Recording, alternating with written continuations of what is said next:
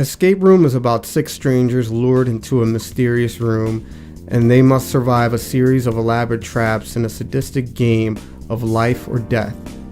And just for clarification purposes, I'm referring to the 2019 film and not the other 2 identical titles that were released back in 2017.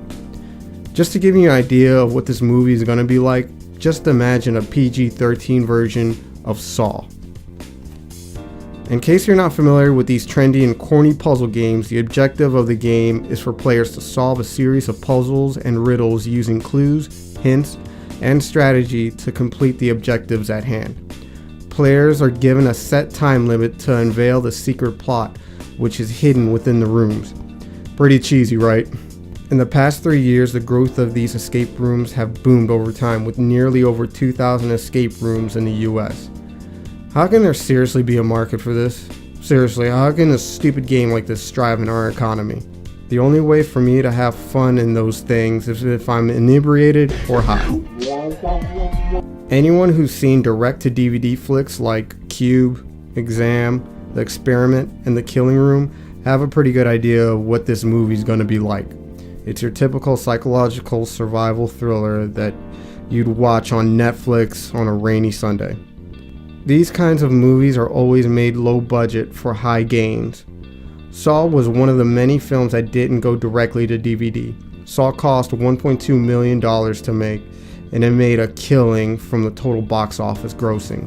I'm guessing the same attempt will be done for Escape Room. The reason why Escape Room cost $10 million to budget is because of the fancy CGI featured. The idea of this type of movie's genre being played in theaters worldwide is a terrible thing, and here's why. Back in 2010, there was a huge decline of revenues for direct-to-DVD films. Movies that budgeted $10 million to $15 million a few years back have dropped down to less than $5 million today. Corporate cinema is trying to dilute the filming industry with these low-quality films you'd see on streaming services. If audiences keep paying to watch these movies, Sony, Fox, and many other shyster production companies will produce more terrible and disappointing direct-to-DVD quality films in theaters. So please, don't pay the $14 to watch Escape Room.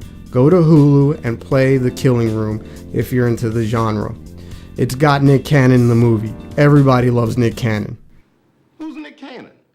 Daddy, Nick Cannon's hilarious. Man, fuck you, son.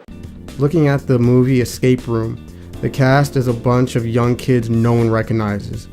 It will also star the guy from Tuck and Dale vs. Evil and the other guy from that show, The Game. Adam Roberto directs the film, and if you're not familiar with a couple of his movies he's made, here are 2 critically acclaimed, award-winning masterpieces he's crafted.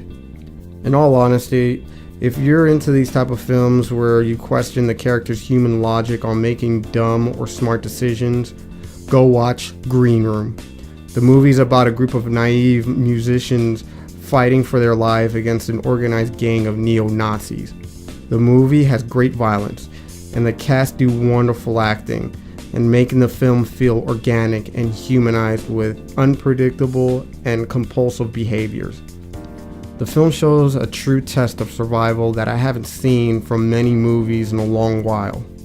With that, Escape Room looks super predictable. Just from the trailer, you can be assured audiences won't be surprised with the overall quality of the film. Again, you can watch movies like these on streaming services. Put down the $14. Thank you for listening.